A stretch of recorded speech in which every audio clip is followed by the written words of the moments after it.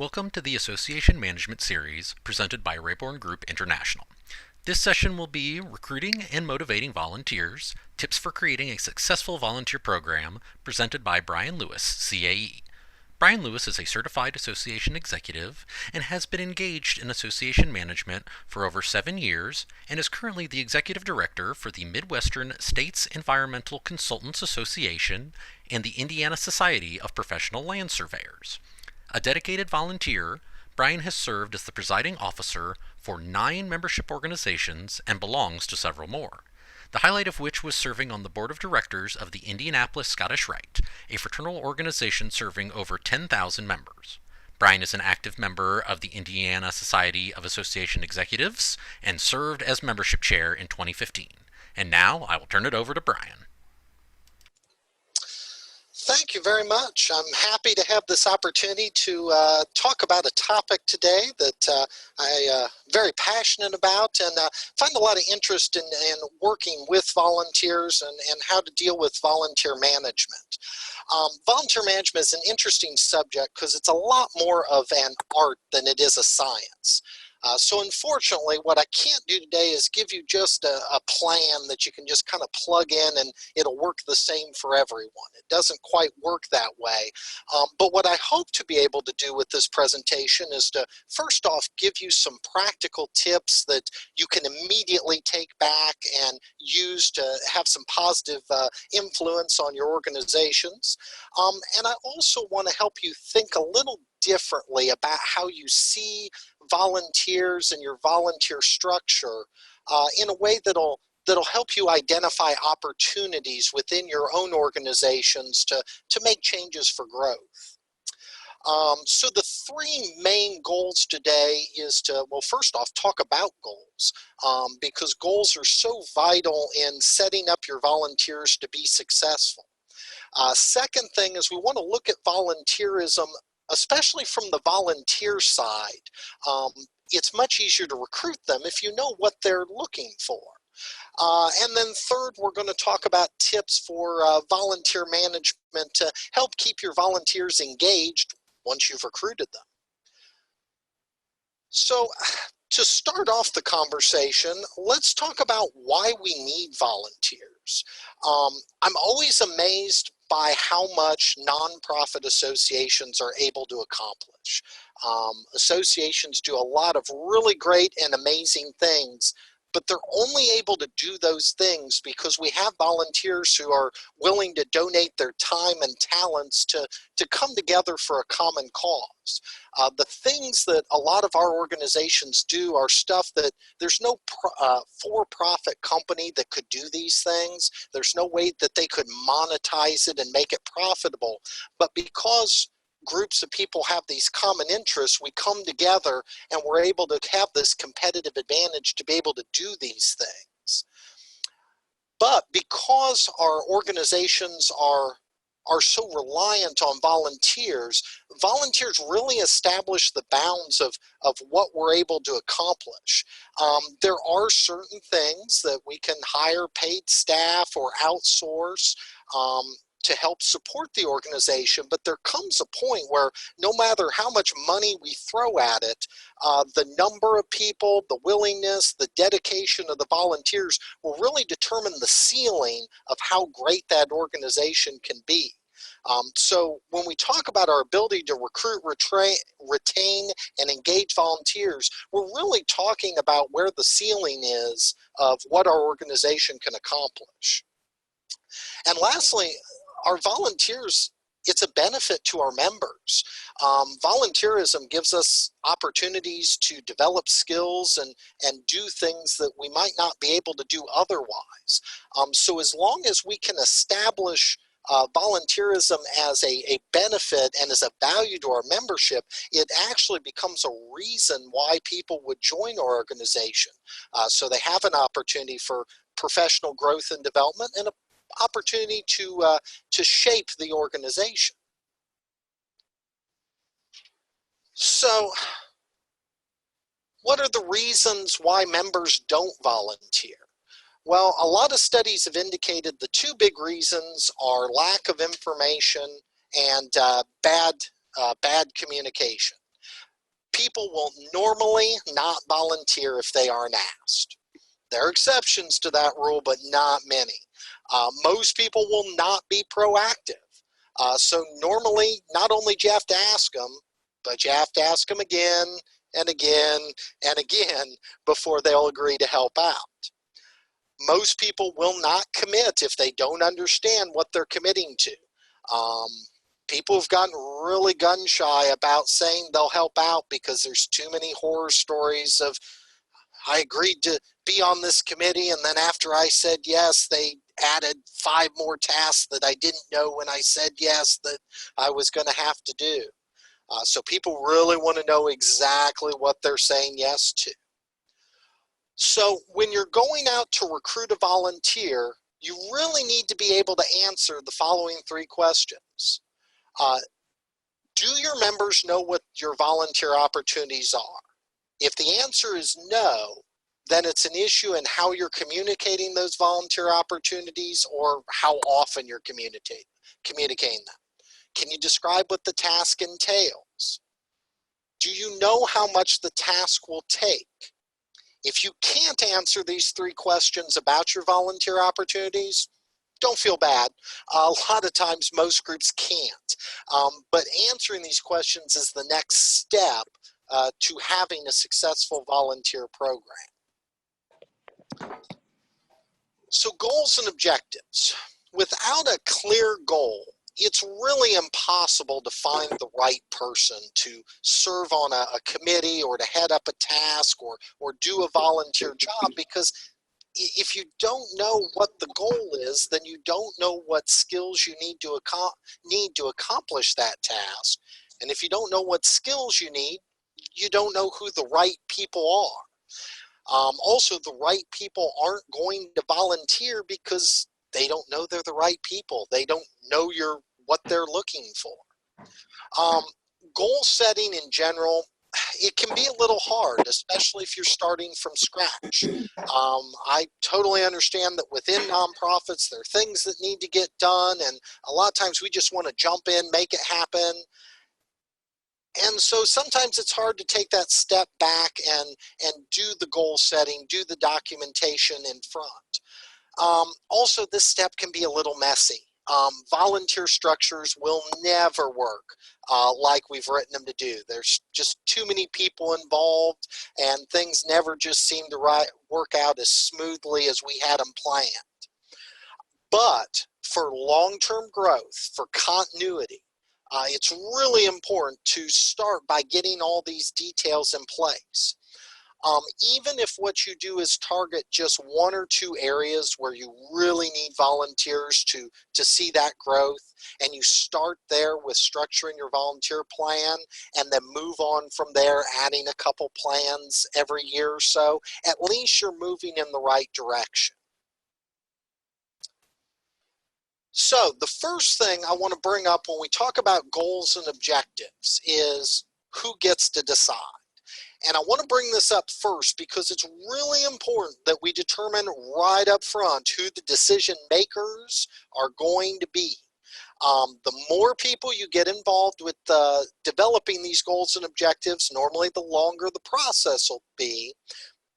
But it's also important that once we establish a goal, then we don't waffle back and forth. So if a couple people are charged with developing the goal, the board can't then decide, well, we want to change this or change that, because it's very, very disheartening to the volunteer if they think I'm going after goal A, and then a month later they're told, no, we really meant goal B.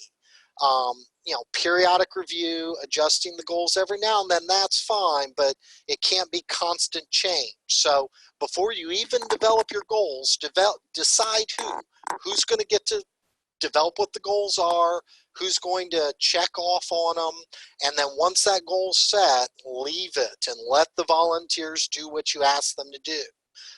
Depending on the organization, the association, and the structure, it can be the board of directors, it may be delegate specific officers. You may just give a committee and say, okay, we want you to increase membership, figure out exactly what your goal will be. That's fine, but just make sure you know who's going to set that goal right up front. So when we're talking about goals, there's a lot of resources out there to determine good goal setting philosophies and how to set a good goal. Like internally, we tend to use SMART goals, and there's a lot of stuff you can find on that. And I don't want to spend the whole presentation on just how to put a good goal together. So what I want to focus on are the attributes of a quality goal that are particularly important when we're dealing with volunteers. The first one is clear. There must be clarity to the goal. Everyone has to be on the same page. We've got to make sure that people aren't interpreting the goal differently. Like I said earlier, the committee can't think I'm going after goal A and the board's thinking they're going after goal B, and then the board gets disappointed because the committee accomplishes what they thought their goal was, but that wasn't really what they wanted them to do.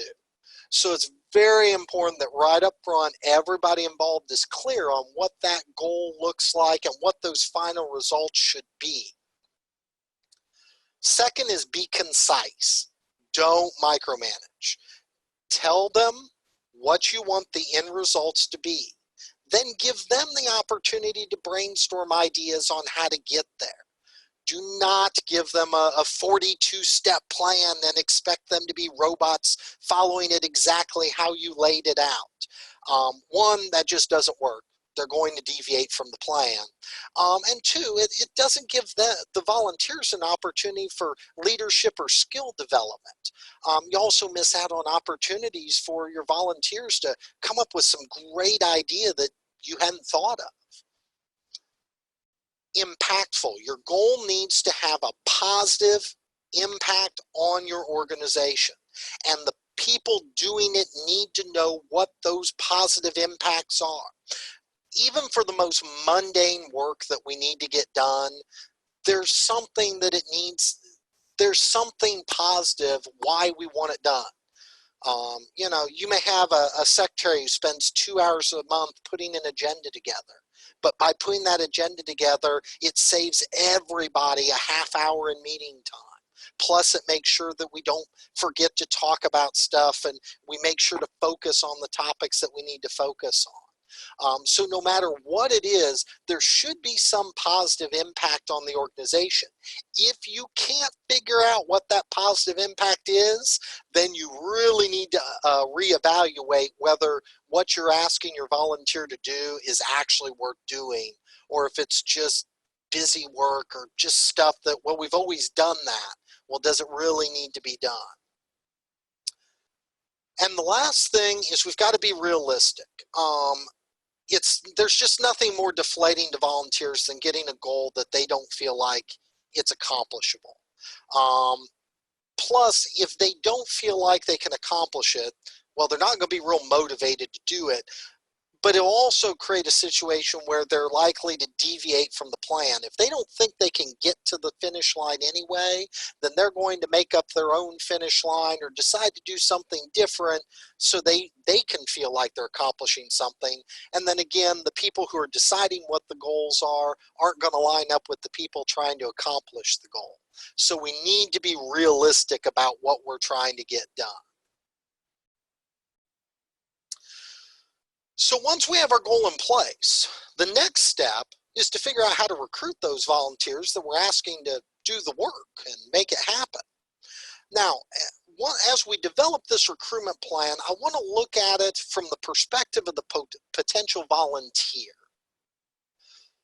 So the first thing is, what should our volunteers be asking about the tasks that we're asking them to do? The first thing they should ask is about a written committee description. Telling someone what you want them to do vocally is really, it's all well and good, and talking to somebody about it is great to clarify the job or the task or the committee. But people tend to mishear things, they misremember things. We just forget what we were told a couple weeks down the road. So it's really important to have something in writing that when they forget exactly what they're supposed to be doing, they can refer back to it. So here's an example of a committee description that I use for one of my groups, and this is for our webinar committee. And as you can see, it's really pretty brief, but it covers some really important areas. We have a charge. We tell them why this is important, because we want to expand the variety and the amount of education that we provide to our members. We do a little bit on who makes up this committee and letting them know that we try to have a diverse representation so we can get different viewpoints when we're selecting our education. We try to give them an idea of what the requirements are going to be. It's an average of 2 to 4 hours a month. It always is going to vary because, again, volunteer stuff is messy and it's not an exact amount of time every month. Unfortunately, I can't get people to turn in a set number of webinar proposals every month. It varies from none to a whole bunch month to month. So sometimes the commitment changes a little bit. A little bit on what we expect to have our committee members. We also talk about what the benefits are. We hope that our volunteers just want to help out our association and make it better, but we also expect that they want to get something out of it. And by working on this committee in particular, it gives them the opportunity to build their networks because they get to talk to different presenters. They get to go out there and help contribute to what the education is, and they get to help pick the topics that they might be interested in hearing about. And then at the end, we get into a little bit more details about what those tasks are going to be. And we let them know what we're asking you to do is help determine the topics, recommend and recruit presenters. We need them to review the webinar proposals, and then they help me develop the marketing materials as the content experts. So, in addition to that, so we give them the committee description, but then their next questions can be, well, what results are we expected to come up with? In the case of my example, those results do vary a little bit year to year depending on the board's focus and what the budget is. So then when I talk to the volunteers, when they come on board and or once a year, we kind of chat about what the goals are for the year. And I can tell them, well, our goal this year is in 2018, we're going to try to have 6 to 8 webinars, and that's what we're looking to do. And their next question should be, what authority and what resources do I have to achieve those goals? And then in answering that question, we can tell them, well, on the webinar committee, we pretty much give you full authority to choose which webinars you would like us to present. Now, we do have a few guidelines. The board is particularly concerned about vendors making sales pitches, so please make sure that when you review the presentations that they have good scientific knowledge and avoid being selly. But other than that, you have full authority to pick those webinars. And what resources? Well, we have a limited budget and we don't pay our speakers, but we have some money to do advertising and we have some money to host the webinars. And so we let them know what they have to work with. Too often, committees end up tackling low priority problems because they don't have clear expectations and they don't know the answers to these questions. And so they tackle the stuff that they know they can do, not necessarily what we would like them to do. So if you clarify your goals, clarify the expectations, and clarify what tools they have to work with, it'll help out a lot in making sure they don't waste time on the wrong projects or kind of getting off base. So the other questions we need to answer, because the volunteers should be asking themselves these questions before they say yes to whatever committee task we're asking them to do, are things like, can I bring the needed skills or experience to the table? Well, do we really know what skills this task is going to take? If not, how can we find out who the right person is going to be? So when we're setting up our goals and our expectations, we also need to be thinking about, well, what do we need them to be able to do for this to be successful? And that way we can go look for the right person. On the other side, it's not really helpful to have a volunteer who says, I just want to help out. Well, what does that mean, and where can we put you that you'll be able to help and enjoy the experience? Whereas when somebody says, I'd like to help out with something much more concrete, specific, then we can slot them into opportunities that'll fit what they want to do. I find it interesting. I listen to a podcast for one of my hobbies. And so because it's a hobby, a lot of people want to help out. And I always find it interesting when the host talks about it. If you want to help out, feel free to email me, but don't email me and just say I want to help out. I don't know what to do with that. I need you to email and say I am good at audio editing, or I can do video editing, or I can do web design or something. Because unless I know what you can do, I don't know what to do with you. And I think a lot of it goes same with us, is we need to think about what skills we need for our tasks and trying to slot volunteers with those skills. Second thing the volunteer should be asking is, does my passion align with the effort? Understanding that volunteers will do things that they don't enjoy doing because they want to help out the organization. But there's a limit to that. There's a limit to how much people are going to do that they don't enjoy just to help out.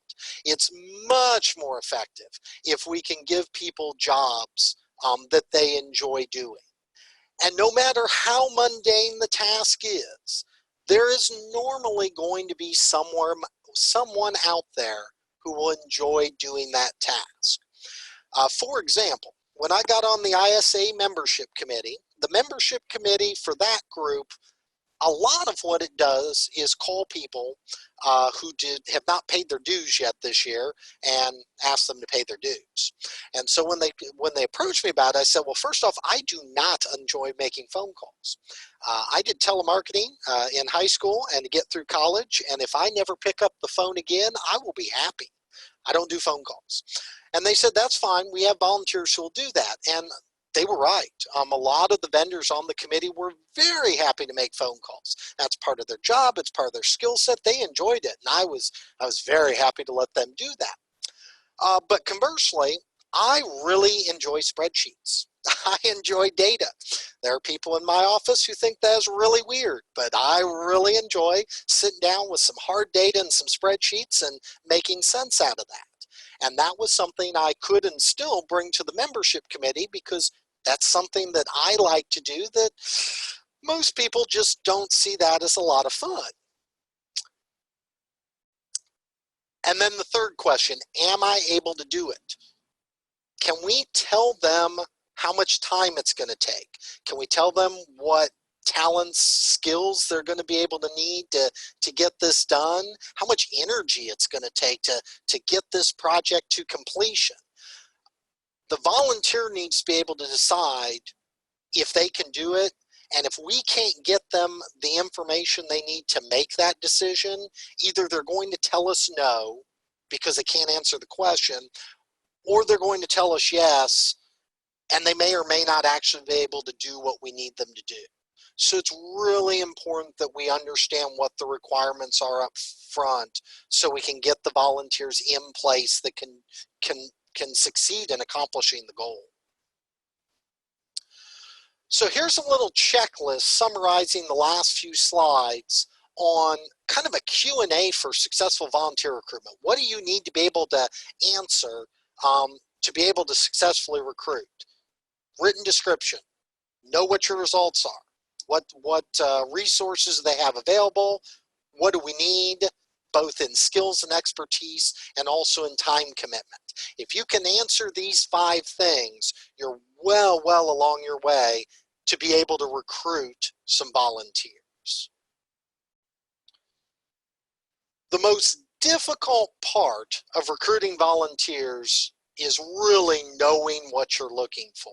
So if we've accomplished our goal setting and we've accomplished that checklist, we've really got the hard part behind us. However, there are a couple more things that we need to consider if we want to, one, have a successful recruitment program, but also if we want to engage a significant portion of our membership. The first thing is, are we providing opportunities for a variety of skills to take advantage of our opportunities?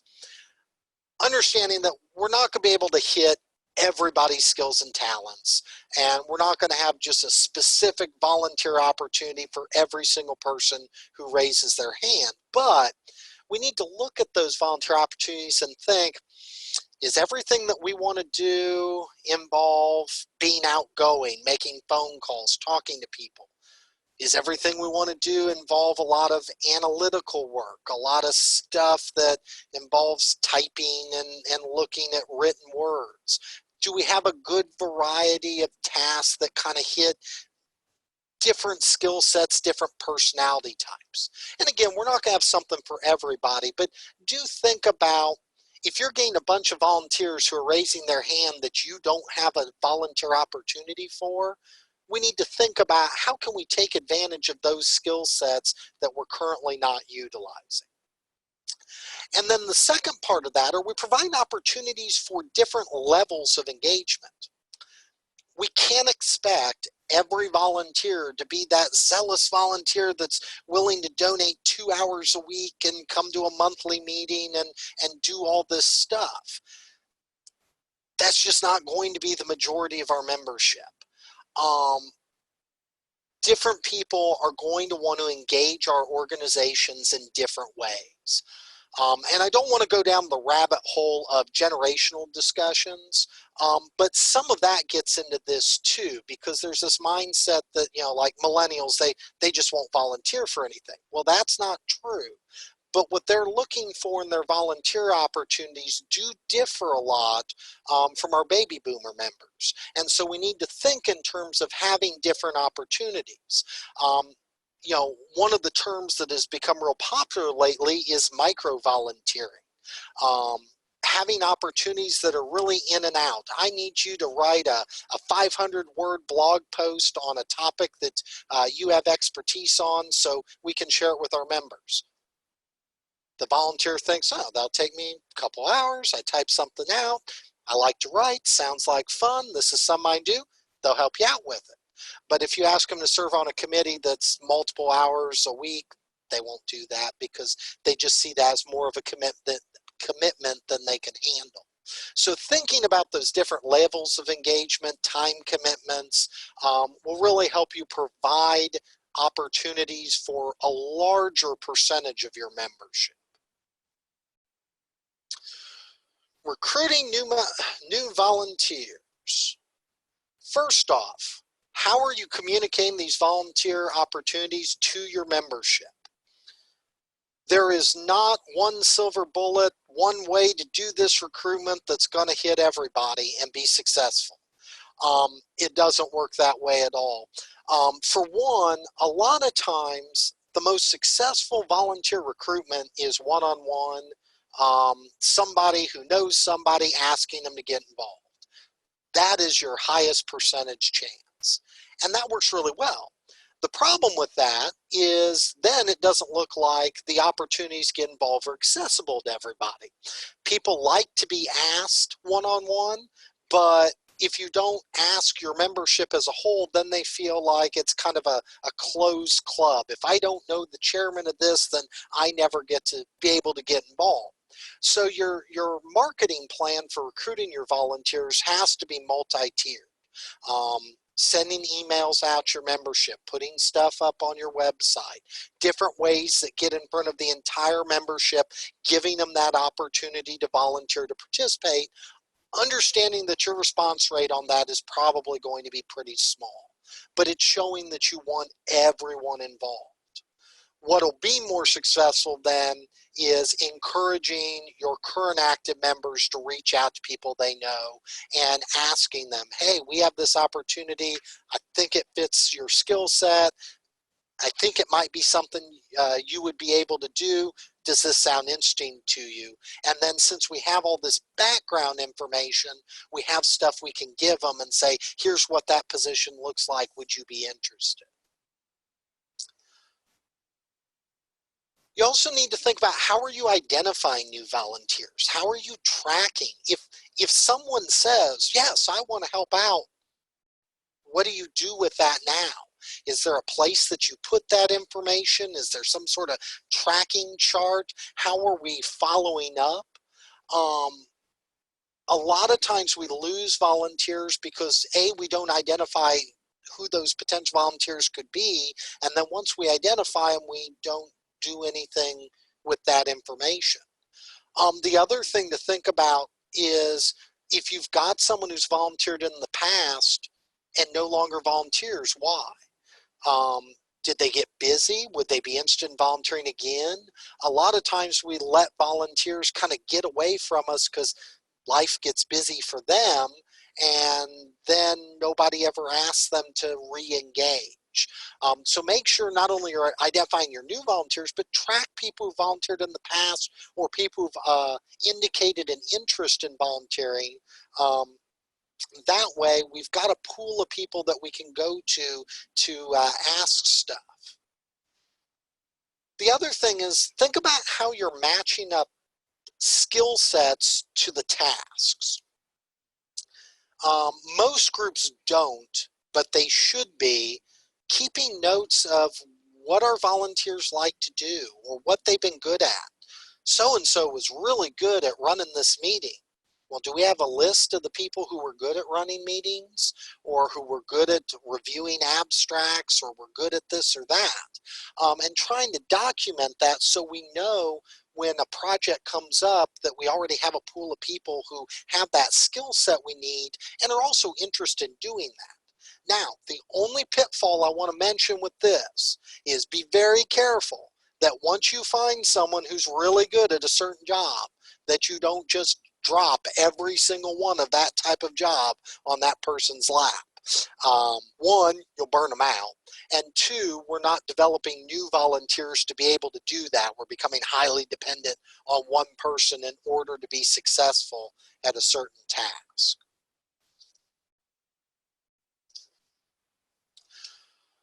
And just keep in mind that volunteer recruitment, it's got to be a constant effort. This is not something that, oh, we're going to spend 2 weeks and we're going to contact a few people, send out a couple emails, and then we're done for the year.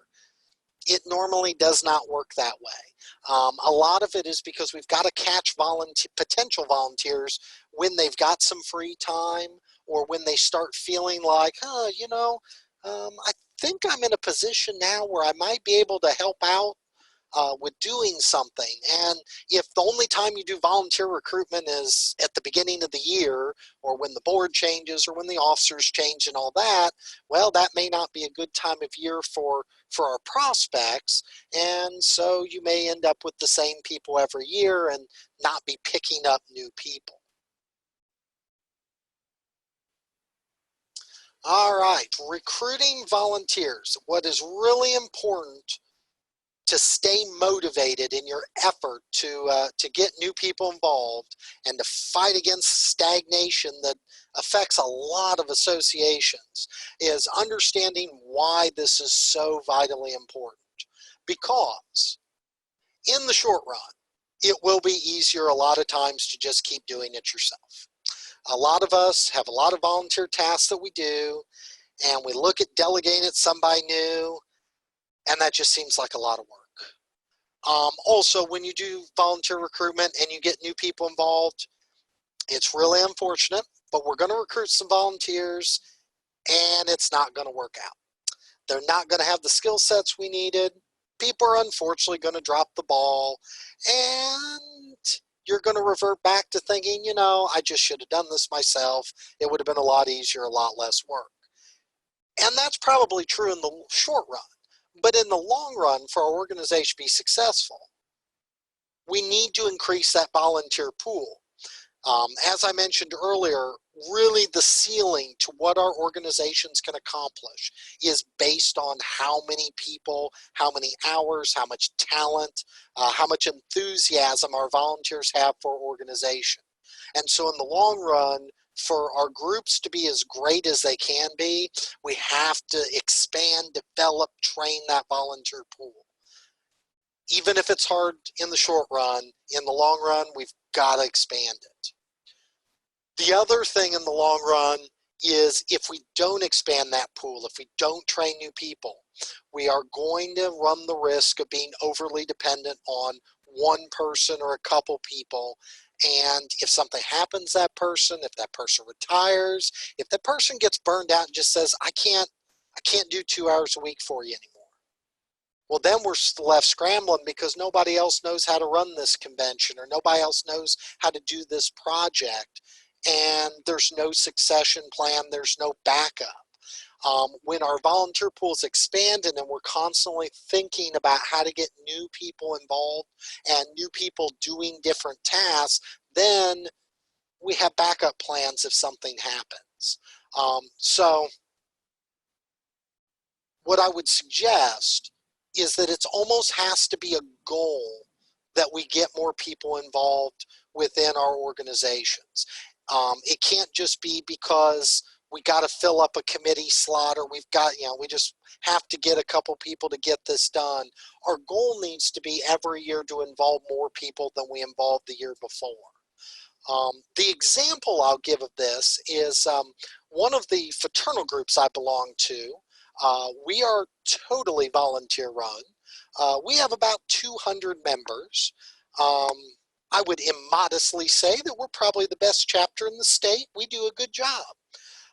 But the officers got together and we decided that we've pretty much hit our ceiling. We got to the point where we weren't going to get any better.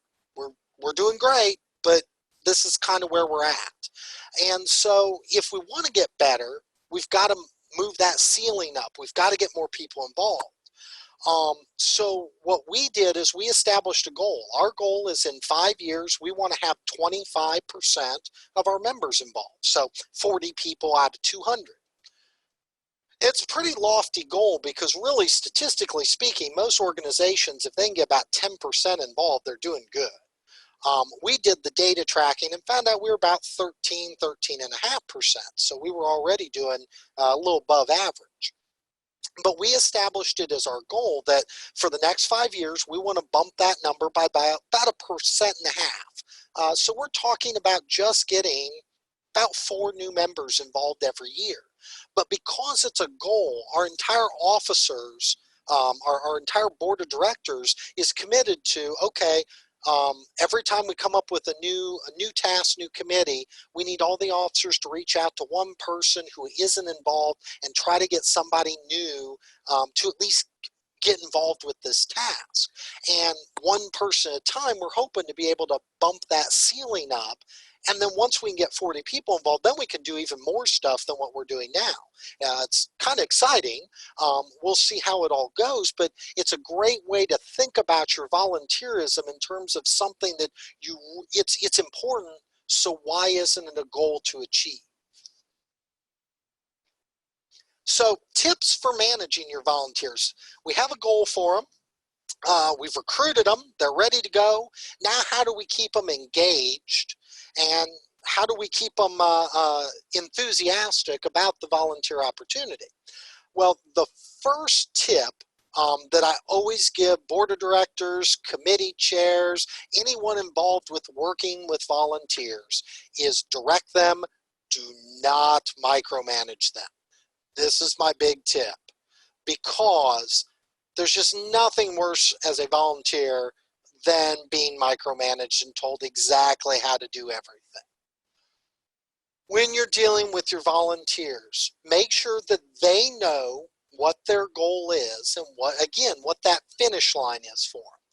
Then give them the opportunity to brainstorm solutions and how to accomplish these goals. You'll be really surprised with some of the things that volunteers can come up with if you give them an opportunity to be creative and come up with solutions. And then give them the opportunity, especially if you've got a committee or a group of people involved with accomplishing the task, give them the opportunity to come to a consensus as a group on how they want to move forward on getting there.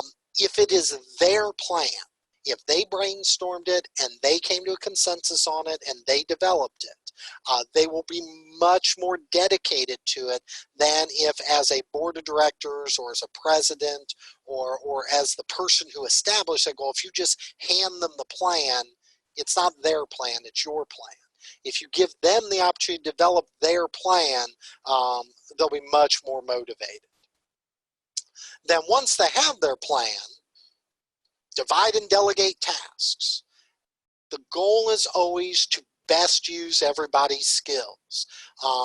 Not only because we want to have the best person for the job, but people also tend to be more motivated, more enthusiastic. They tend to enjoy the job more if it's something that they're good at. And again, just don't feel like you have to be specific on the how. Be specific on what we want and let them figure out that how. Someone is going to have to be in charge of overseeing the success of any project, committee. Someone's got to champion that. Whoever that person is, they do need to politely hold people accountable for their tasks. They do not need to nag. They don't need to be pushy about it, but we do need to politely hold people accountable to make sure that everything we need to get done gets done. Which leads me into, please never forget, your volunteers are volunteers. I really enjoy what I do as a volunteer, but nothing irks me more than when people act like they're employing me, or it's something that I have to do. It's a volunteer job. I do it because I enjoy it. And most volunteers feel that way. So make sure you're treating volunteers like volunteers, and we're being as polite, as respectful to their time as we possibly can. Never forget, on the best day, our organizations are their third priority, behind their family and their job. And that's if we're lucky, because odds are they may have other volunteer things that they're doing. There may be other hobbies, interests, just other things they want to get done that are going to take priority over our associations. So a lot of times we're never their first priority, and a lot of times we're not super high on their priority list either. So while we got to keep people accountable to get their volunteer jobs done, we also need to understand that it's not their first priority and be respectful of that. When people cannot accomplish what we would like them to do, we just have to give them a respectful way to get out. Giving them a way to not only get out gracefully, but giving them a way to save face. Nobody wants to be embarrassed because they said they could get this done and it didn't happen. And beating them up because they couldn't get it done doesn't help anyone. All you're doing is permanently losing a volunteer. So when we get to a point where someone just can't get it done, we need to be understanding. Hey, I understand, work gets busy and you couldn't get to it. It's really no problem. Do we need to find somebody else to make this happen? And then don't lose them as a future volunteer. Let them know, hey, we understand it's not working right now. Your job all of a sudden got busy, or you had a family conflict came up, but hey, next year, we'll still be needing people to help out with this project. If you'd like to help out again, please let us know. We'd love to have you back. Giving them the graceful way out and not burning bridges and losing volunteers forever is really important to make people feel willing to say yes, and then when there are problems, making sure that we can replace, get new volunteers in place to make sure these jobs get done. The ultimate goal is finding the right people for the right job. If we find the people who have the skill set and want to do the job, they will put a lot more effort into it, a lot more energy. It will be higher on that priority list because it's something they want to do. A lot of times we get into these mindsets where I need a chair to do this committee. So we find somebody who will not tell us no, even though it's not something they want to do or even something they have time to do, but because they won't say no, we kind of browbeat them into it, or we draft them and we get them as committee chair. And then we get exasperated or frustrated because they didn't get the job done. Well, it wasn't a job that they wanted to do in the first place. So finding those right people for our tasks is just urgently vital. There is someone who will like just about any task that you have. You just have to find them. Some tasks are a lot harder to find the right people for than others. The bigger the job, the more time it's going to take, the more specific the skill set, the harder it's going to be to find that person. But that person is out there. We've just got to go out and ask and find them, so we have the right people in the right job. Start small, be realistic about what you can accomplish. It is certainly not a bad thing to be ambitious for your organization and have some lofty goals that you want to accomplish, but don't drop the lofty goal in the lap of one or two volunteers and expect them just to get there. You can get people overwhelmed real quick. Break your projects up into smaller projects. Give the volunteers something that they can envision getting to the end, that they can wrap their heads around. Kind of with my example of recruiting volunteers, going to any group and saying we want 20% of our membership involved, that's going to be really hard to do.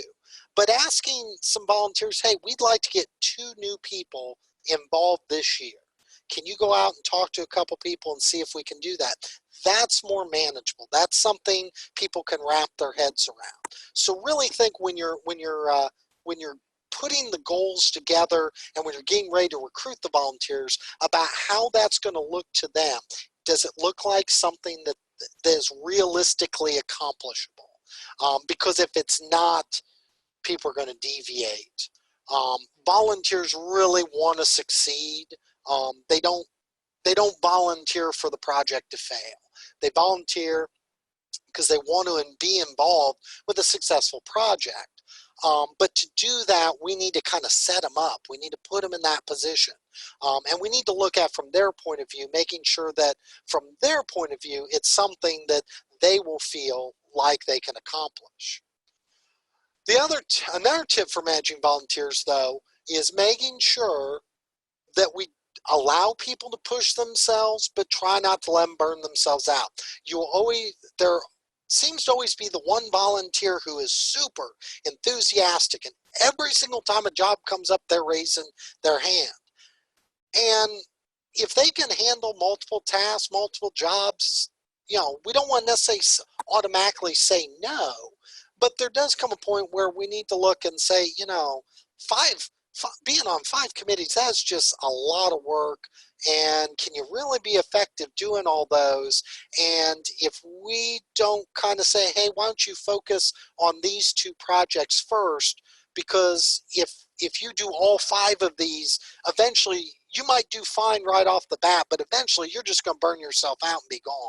And you see it a lot where there are volunteers that are really enthusiastic, and organizations have been so desperate for help that they'll let that person do all kinds of stuff, and then a year or 2 later they're gone because they just took on too much and they couldn't get it all done. And then when they couldn't get it all done, they're embarrassed that they dropped the ball, and so because they're embarrassed, they just drop off the face of the earth and we never see them again. So really, when you're lining up your volunteers, look at who's doing what, how many things are that person doing, and if it looks like that person is starting to get overworked, overwhelmed, then try to pull back on them, or at least talk to them about, hey, is this too much for you? Again, we don't want to deny people the opportunities to kind of push themselves and do what they're able to do, but we also want to be really cognizant of whether they're burning themselves out. And lastly, just make sure when you're working with committees, task force groups, make sure everyone's focusing on the goal and not busy work. volunteer time is really, really valuable, and we don't want to waste it on stuff that isn't moving us forward to that goal.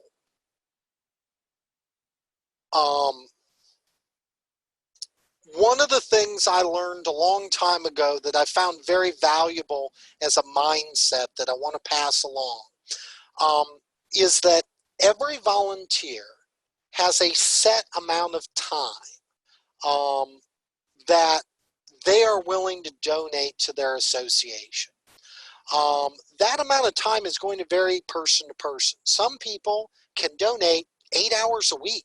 This association is really important to them, or this organization is really important to them. They're very passionate about it. This is something they really want to focus on, and that's great. There are other people that the amount of volunteer time they have may be an hour a month. It may be less than that. But everyone has this cap. And as we're managing volunteers, our goal is to make the best use out of that cap that is absolutely possible. If I've got 8 hours of your time a week, I don't want to squander that time by having meetings that aren't necessary. Meetings are a necessary evil. We have to have them. We need them to get on the same page, build a consensus. But we need to make sure that every meeting we have has a purpose. So don't have them just to have them. Make sure there's a reason and something we're going to take away. And make sure that we use an agenda so we're getting towards those takeaways. But if you think about it in terms of the people who are willing to help out this organization have a certain amount of time, and if you think in terms of trying to maximize that time for the best use of the association, you'll find that you'll put your committees and your task forces in a position to hit the goals quicker and more efficiently because you're focused on the results and less about the process of getting there. So keep that in mind. So to wrap up today's conversation, the first area was talking about having clear goals. Because if we have clear goals, we're going to be able to keep everybody on the same page and move our projects forward. If we have a clear goal, we're going to ensure that the volunteer tasks have a positive impact. We're going to make sure, because we've thought through our goals, that what we're asking people to do isn't that busy work or that stuff that we've just always done that, but it doesn't really have a purpose anymore. We've thought about how this moves the organization forward. And if we have clear goals, then we put ourselves in a position to match up the right volunteers with those right skill sets to those right tasks, which makes everything run more efficient, makes our volunteers more enthusiastic and more engaged with what we're asking them to do. The second thing we talked about is volunteerism and recruiting volunteers. And to recruit volunteers, that's going to happen when people know what we want them to do. And when what we want them to do is something they'll enjoy. And when what we're asking them to do will have a positive impact. They may do something that they don't enjoy if they see it having that positive impact. But boy, they're a lot more engaged when they enjoy it. And if it's something they don't enjoy, they really have to see how, well, it's a couple hours, something I don't want to do, but if I do this, the organization is going to be so much better off for it. It's got to be a task they'll believe they're able to do, because volunteers don't want to sign up for a job that they know is going to fail. They need to believe that this is something that they can be successful with. And the number one thing to recruiting volunteers is we have to ask them. Every now and then someone comes to us unsolicited and asks to help, but more often than not, to get a new volunteer, we've got to ask somebody to participate. And the last thing, people will enjoy their volunteer experience, they will stay engaged, and we will have a successful volunteer management program when first we respect their time and we respect what they're asking them to do, and we don't ask them to do that busy work. We ask them to do things that are beneficial to the association. People enjoy their experience when we get the right people doing the right jobs, and they'll enjoy their experience when not only it has a positive impact on the organization, but they see and understand what that positive impact is going to be. When these three things happen, not only will people have a positive experience working with your organization, but it will also help your recruitment, because the people currently volunteering will go out and tell people, yeah, I volunteered for XYZ organization, and we did this, and we accomplished this, and I was able to do this, and I had so much fun doing, and it makes everything work a lot smoother moving forward. Thank you for joining us for this session of the Association Management Series, Recruiting and Motivating Volunteers, Tips for Creating a Successful Volunteer Program. If you have any questions on this topic, please send those to info@rayborn.com. For more information on what services Rayborn Group International can provide to you, visit our website at www.rayborn.com.